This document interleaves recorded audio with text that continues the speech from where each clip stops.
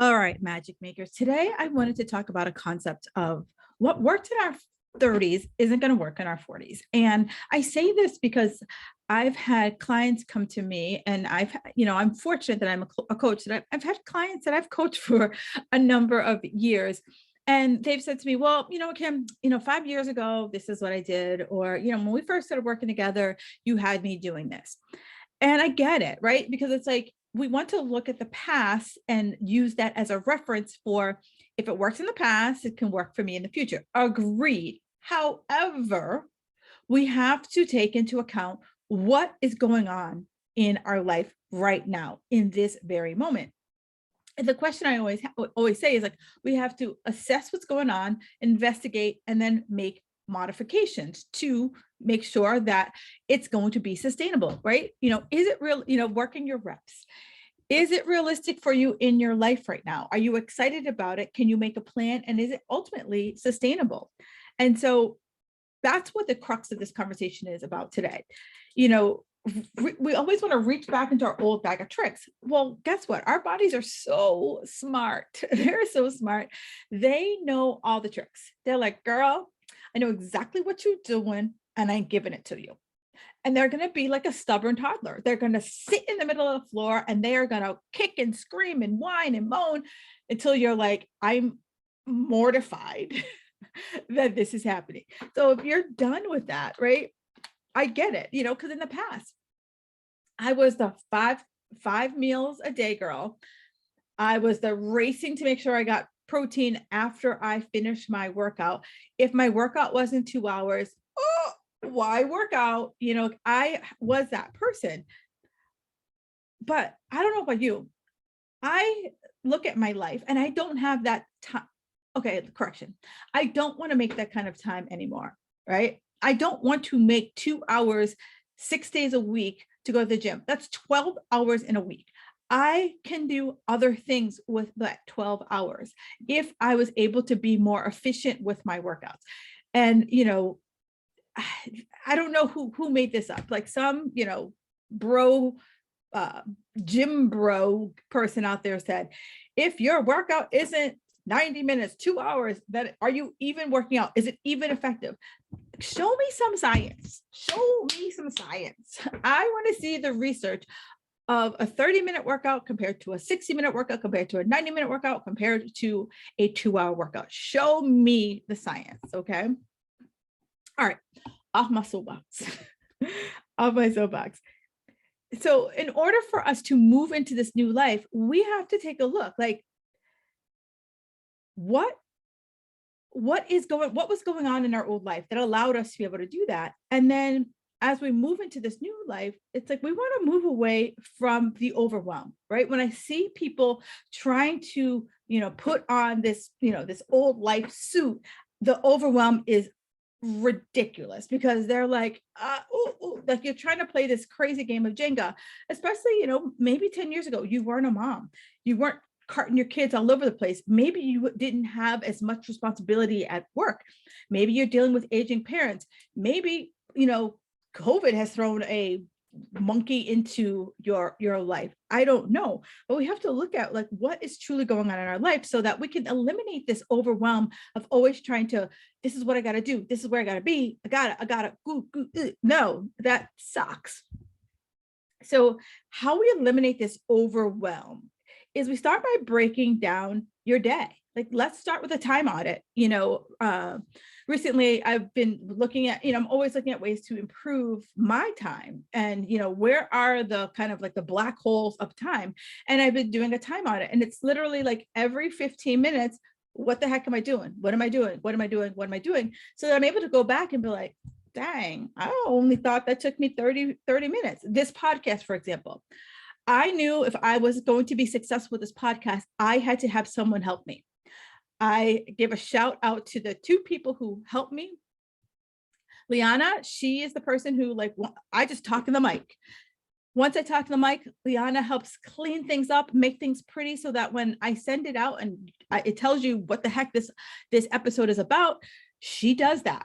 Then I also have a podcast producer.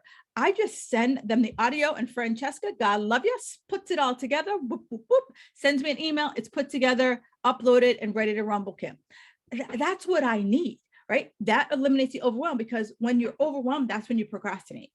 Right? And I knew that I had to have this system put in place. If not, you would not get a podcast every Wednesday. It wouldn't happen, because I know me, right? I know that it wouldn't take me, I don't know how long it takes Francesca, but in my mind, it takes her 15 minutes compared to something that would take me maybe an hour to get done. So we really have to start to think about, how are we using our time, and what are the time sucks that, and could it be outsourced? Could it be done in a different way? Is there a different system, a different approach to get it done? Keep that running to-do list. And so, one of my clients, she's always running out of time. But she carries around this like steno pad filled to the brim with all the things she wants to do. If I were to like flip through my steno pad every day and seeing all the unfinished things, my brain would be like, boop, boop, boop. So I was like, so she's like, well, what do you think I should do? And I was like, scroll through that list, and at least like, on Sunday, sit down and say, what is possible to be accomplished this week, right? Is there anything on that list that you have there that's like on fire? Then every day say, okay, on Monday, these are my 3 things. And that was such a revolution for me, because I would keep that running list, and I would be like, it would just felt like I was just like running uphill, and it was like a treadmill. I was like running uphill, and like, just as I would get to the top, I would fall back down. So the best advice I ever got was like, pick 3 objectives every single day. But they have to be like not small, but like, I can't say to myself, I'm going to paint my whole house in one day. That's not possible unless I live in one of those tiny houses. I do not. But it's like, so if it is paint my house, it's like paint the front of my house. Great. That's accomplished in one day. Wash my car, right? What are the simple things? And so today on my to-do list is, write and record this podcast that it's happening right now. And then the second thing on my to-do list is to record the intros for a podcast that's happening next week. And then my last thing on my list is I need to write an email to my list, right? Those are my 3 things. Boom. And I know I can get all three of those things done based on how much time I have in my day. So I really want you to start to become like a time czar. And if you're like, Kim, I have no idea what's happening, I'll tell you that time audit is off the charts. So if you are looking to figure out what the heck is a time audit, what am I talking about? Hit me up, my friends. Oh, you could always shoot me a DM and say, Kim, I need a time audit, just to jog my memory. I need a time audit. You can hit me up in the DMs. You can find me on Facebook, Kim Jefferson Coach, both on Instagram as well as on Facebook. All right. So break it into 3 things, and then create a manageable schedule, right? So many of us kind of create these like, boom, boom, boom, go from this to this, blah. It's too much. We need to be able to give ourselves wiggle room, because things inevitably run over, right? So it's like, on days that I teach, I give myself a hard stop, 2:00. I do not accept appointment after 2:00, because I know I have to leave my house at 3:30. And that gives me 90 minutes to scoop up anything that is left over, so that I can walk out of my house and go to my class and be like, not have anything weighing on my head. And 80% of the time that works out. But it's like 2:00 is my hard stop for doing anything. And then from 2 to 3:30, it is like, okay, let's just clean up anything, any loose ends, anything that has popped up during the day. And the last piece of this is to kind of break up that overwhelm. You got to learn to start saying no. You got to learn to start saying no. And it's funny, my husband, he's like, Kim, your favorite word is no. You bet your sweet bottom, my best way is no. Case in point, yesterday, we went for a walk, and he's like, talking about all the things he was trying to get done around the house. And he said, well, I really want to create this hatch. We have a loft in our garage. And he's like, I really want to create this hatch, but I need 10 minutes of your time to help me with the hatch. And I was like, is that happening today? And he's like, well, I'm like, no, it's not happening today. I go, you told me your to-do list. I told you I had a lot of stuff on my plate, and it wasn't that. And so, I'm not going to have your emergency constitute an emergency on my part. And so being okay with saying no, being okay to say, you know what, that is going to derail my progress. And I have other things to do. I'm not saying no forever. I'm saying that it ain't going to be on this day. And so if you really want that hatch done, let me know ahead of time, because I've already mapped out how I was spending my Sunday. So it's okay to say no. The best way I've ever described it, I went to a conference several years ago, and Lisa Nichols, she said, no is a complete sentence, right? I don't have to justify my no to you. If I don't want to bake cookies for the dang bake sale, guess what? I don't got to bake cookies for the bake sale. I don't have to tell you anything. I just say, thanks for the offer, but no. Boom. Walk out, peace. All right. So no is a complete sentence. The second part of making this transformation into our 40s is that stop being a seeker. Right. I see it all the time. We're always peeking around the corner, trying to see if there's a better diet, a better workout, a better whatever it is, and review what you're doing, right? What is working? What's not working? Because if I don't know what my challenge is, how will I know that the thing around the corner or the thing behind me, it's what's going to solve my problem? Great. I know you're like, well, I just want to lose the weight. However, weight loss comes with a lot of different steps. So what are the steps that are, tripping you up? How are you tripping over your own 2 feet, trying to get stuff done? Because ultimately, every diet out there is going to tell you this: exercise more, eat less. But what are you exercising, right? Do you even know? Are you the exercises that they're asking you to do you like them? The food that they're asking you to eat, do you like them? Does it require a lot of meal prep? Does it a lot of blah, blah, blah, blah, blah. I can speak. Does it require a lot of like gymnastics to create the food? Can your family eat the same foods, right? Because the biggest thing that I always tell people, when I was at the height of my competition career, they're like, well, what does your husband eat? He's the same damn thing. I'm not Julia Child, nor no aspirations to be Julia Child. I do not double cook anything. I think it's like, in my household, my mom's like, what's on the table is what you eat. If you don't eat it, you starve. So that's how it works in my house too. And, there was nothing crazy different other than the portion sizes that I was eating. My husband pretty much ate what I ate. And so we're trying to, as we do our assessments here, as we start to look at, we're trying to find our Goldilocks zone, right? So that we don't feel like, this is too much, this is too hard, I have to give up, I need to take a break. Or we're over here being like, I'm trying to find the place that I'm on point, where it's like, we have to do, the best way to describe it, experiments. We have to experiment with, where that there's never going to be balance. All right. I'm just going to break it out. It's never going to be balanced, but it doesn't have to be this big dichotomy of like this big giant high and this big giant low. It can have this kind of like, if you get on a seesaw with someone who is, within a few pounds of you, that, the seesaw isn't going to make these big moves. It's going to be a nice, pleasant ride, because we also, as we look at the things that we're doing, especially when it comes to weight loss, right, we don't want to turn it to this metabolic boomerang, right? That if I push really hard on my exercise, my cravings are going to come back, my hunger is going to come back, and then I'm like, it defeats the purpose of the exercise. So where I'm trying to find is that I'm trying to figure out a food cadence that makes me not starving.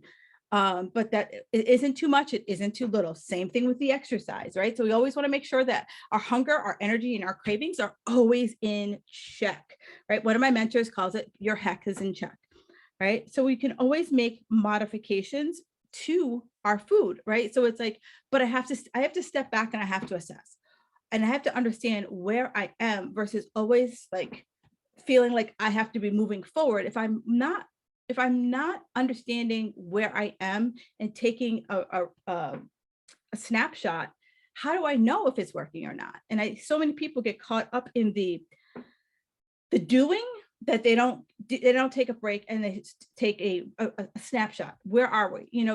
Think about like you go to the doctor, right? And they might be putting you on a regimen, and then they're like, all right, we need to take blood tests. How is this doing? Right. When I first started working with my medical doctor to help me like balance out my hormones, she's like, okay, where the hell are you?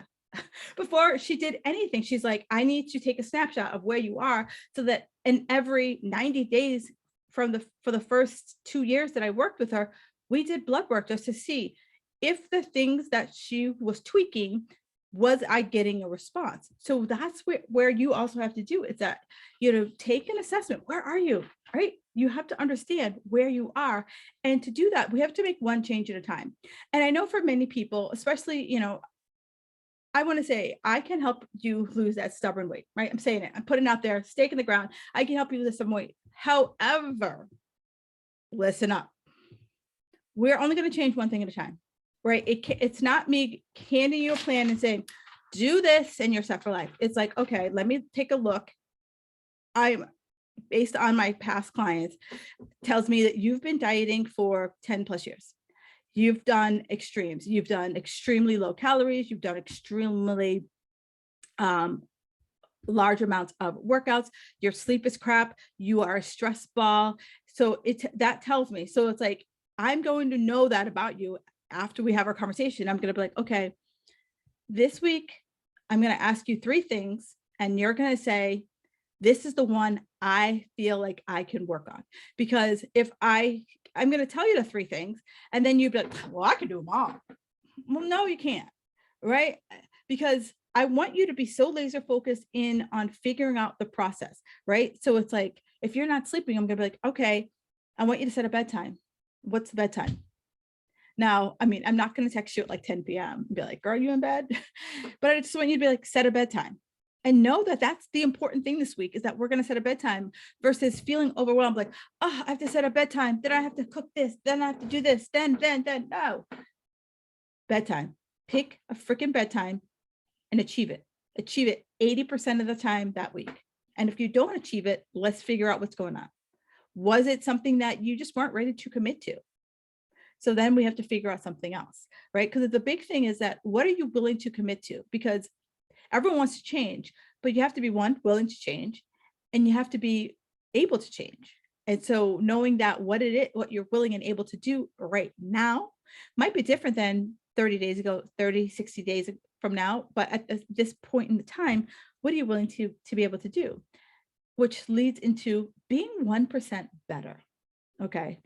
And I know for a lot of people, this is, the last thing I said, make one change at a time and being 1% better. You are just like, oh, good God, that is just hard. It is. It is hard. It's making continuous improvements, right? Small daily actions.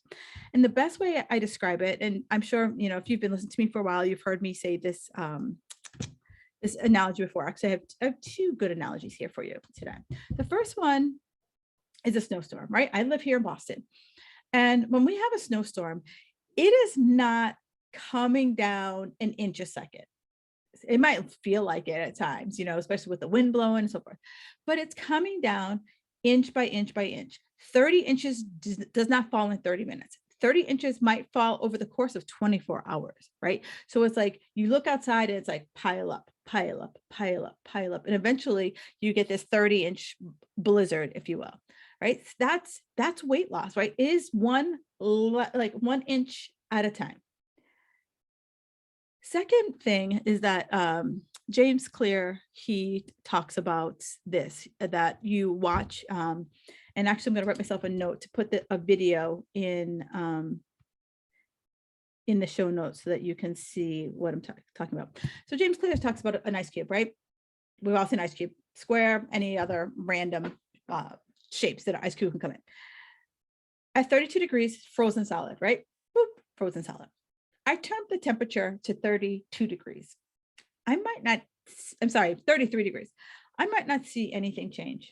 I turn up to 34, same thing. Maybe 35, I start to see like a little like shininess on the cube. I turn it up to 40, I might see a drop. I turn it up to 60, I might see a few drops. I might see a puddle around it. But it's these small changes that happen over time until I put it all the way up to, room temperature. and I might start to see the cube melt. But again, it is a degree by degree by degree change. In the video that I'll put for you in the show notes here is the same thing, right? Water boils at 212 degrees. If I'm wrong about that, the degree, but the story will still work. Say water boils at 212 degrees. I am not a scientist. Last science experiment I did was in high school.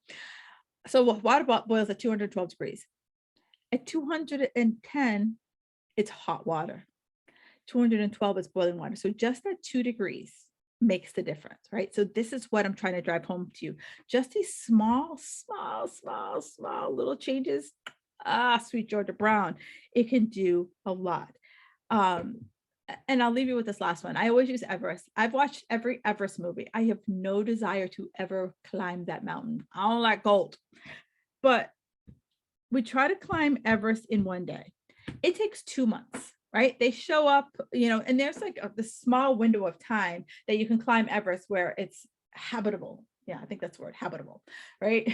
So, you show up and it takes you 2 months to ascend, hopefully, to the top of Everest. So that's where I want you to start to think about, which leads me into, we got to stick with the fundamentals, right?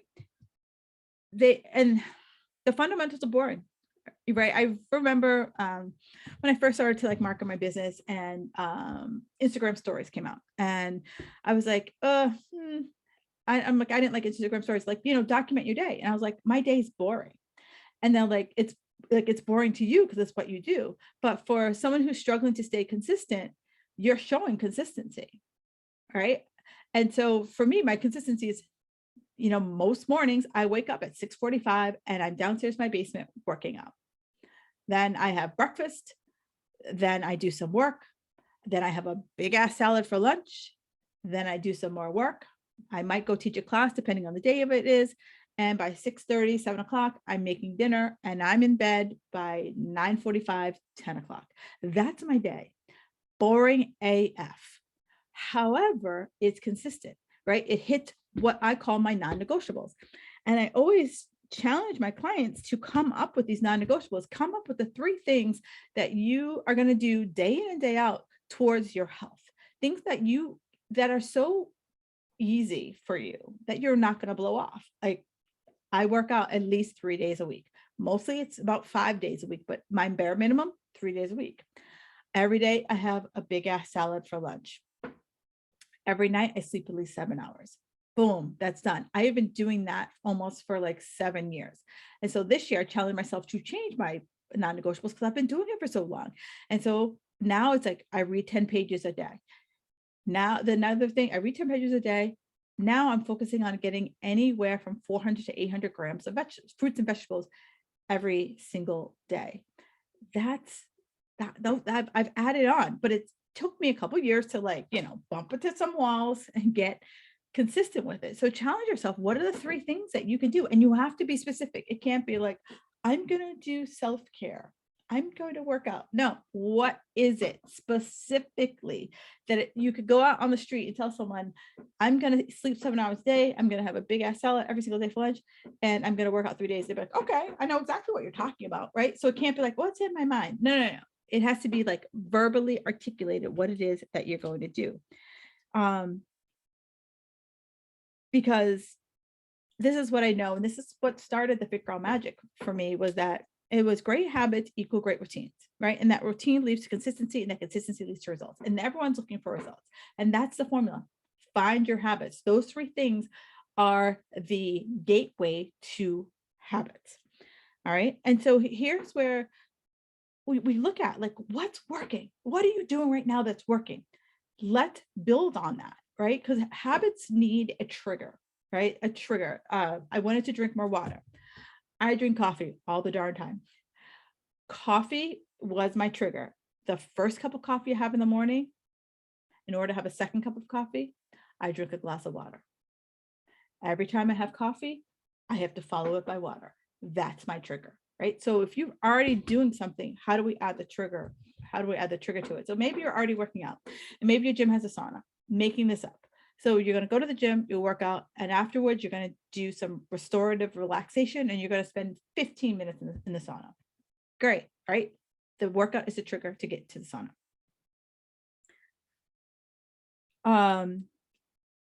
And so that, we want to do more that's working. If my non-negotiables are working, great. What other non-negotiables can I add on? And I challenge you, do your non-negotiables 30, 60, 90 days so that you are in a groove before you add on. Not like, I did it yesterday, so what else can I do? No.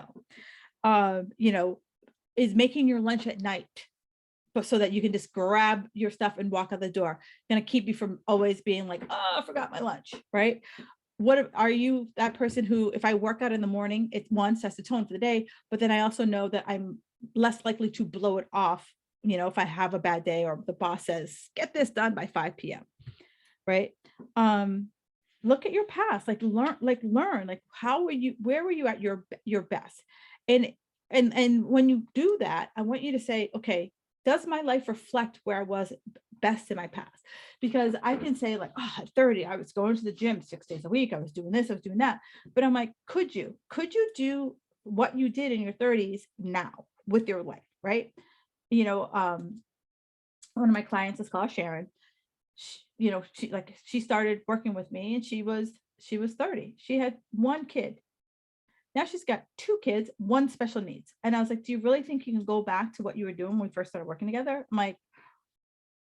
I'm like, you already tell me that your special needs kid doesn't really sleep well through the night. So you're always exhausted. So how are you going to go back to your old pace if you're always exhausted, right? We have to find the new Sharon, find the new pace that's going to work for you and be okay with it, right? And I've done a podcast on this. It's like, we have to pick a pace and make peace with it, because if we sprinted in the past, maybe we're a jogger now.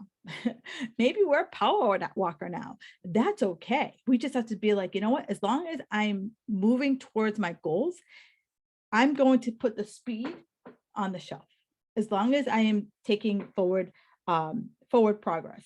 And if you're like, I don't really know how to find my pace, I don't really understand how to get this all together, that's what a good coach does. A good coach helps you see your blind spots. A good coach can see the trees for the forest, because sometimes we're too close and like the tree is like right up in our face and you're like, I can't tell you if this is a birch tree or maple tree, where a coach would be like, take 2 steps to the left and we will get through this. And one of the biggest things that I do is that you have to fall in love with systems. You have to have a system.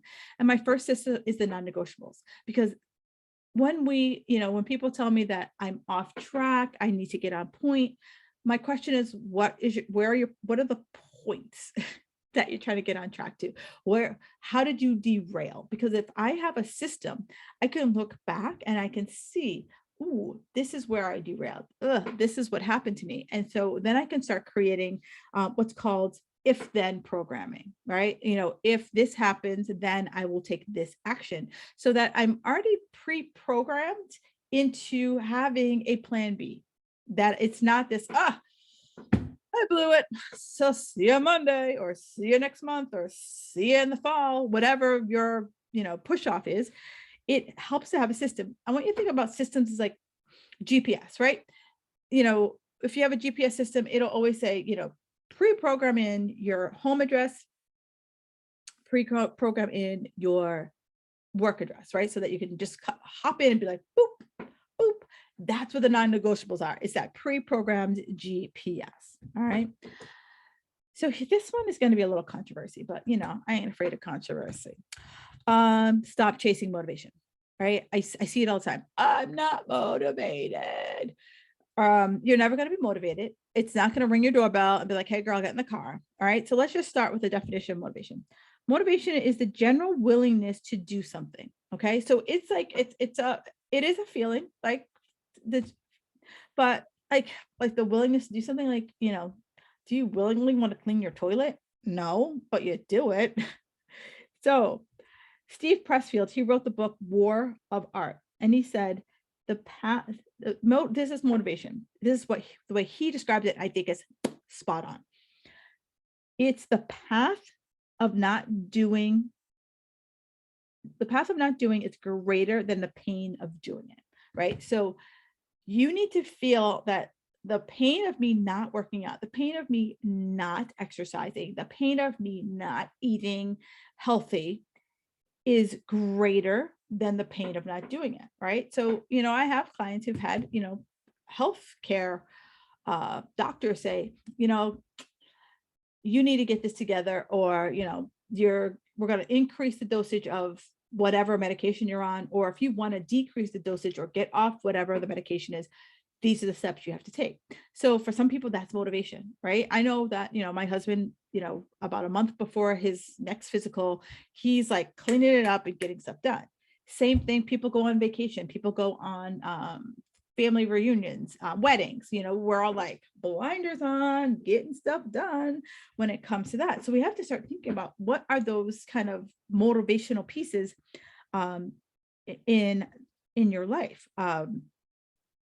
Because action precedes motivation, right? When I take the action, motivation's like, oh yeah, that's what we wanted to do. Good.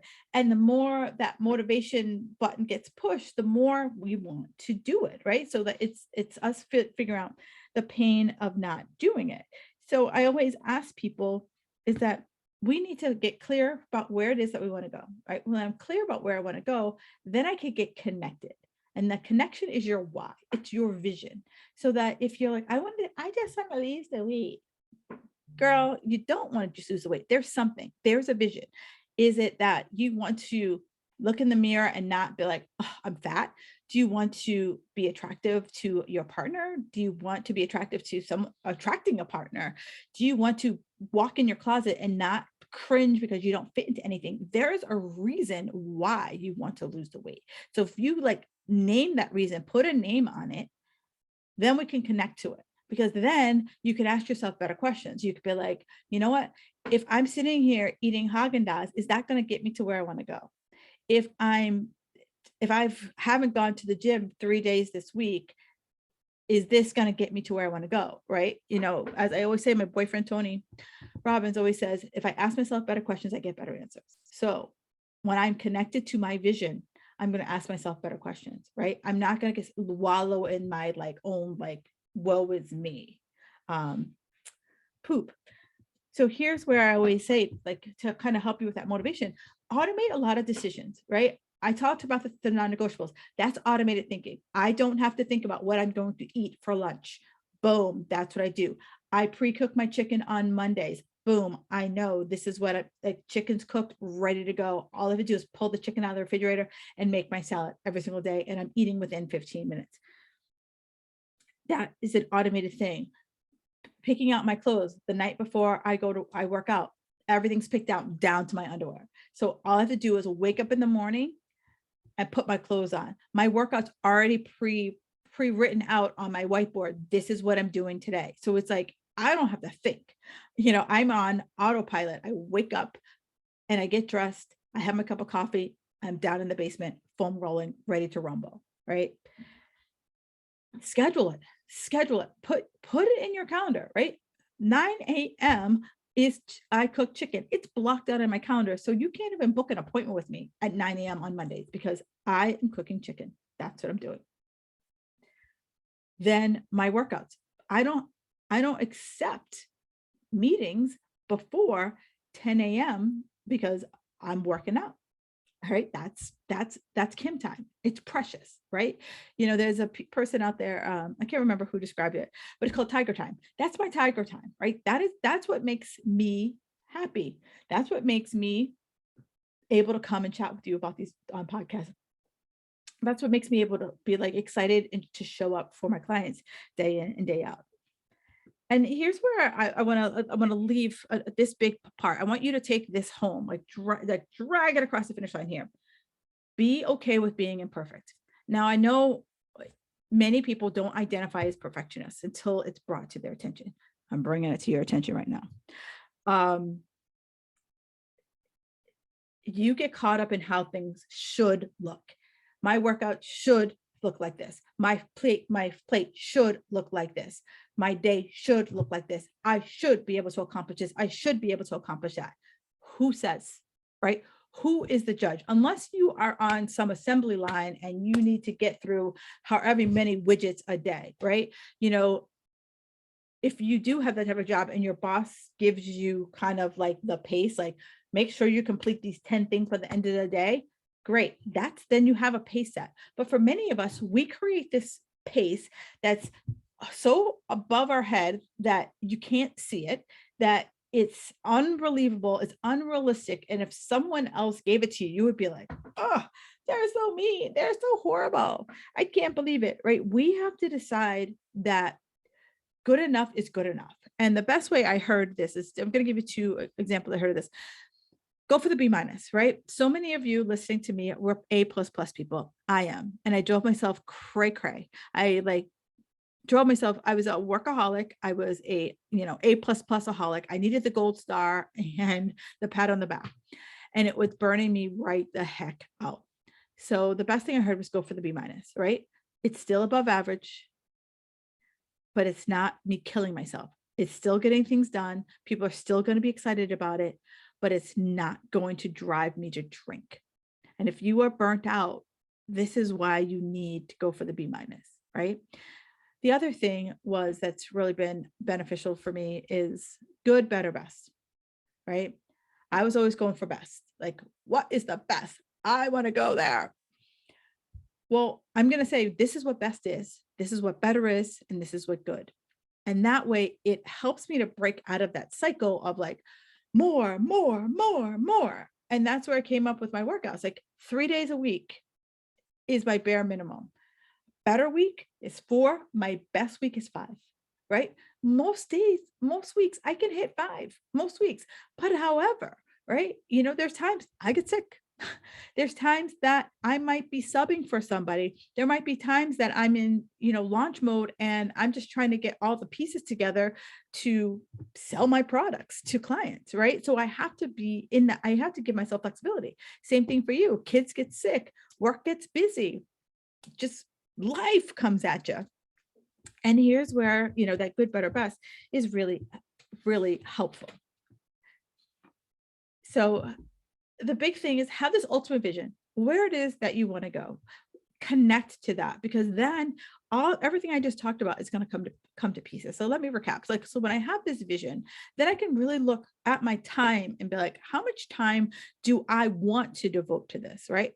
Looking at what my life is right now versus what it was when I was freaking 30. Shiny objects, right? We got to stop chasing the shiny object and truly assess where it is we are right now in this moment and where it is that we're trying to go. 1% better, right? What are the the little things we could do? Boring is consistency, right? There's not always going to be a marching band throwing confetti at you. It doesn't happen that way all the time. Motivation is action, right? So it's like, I'm going to repeat that.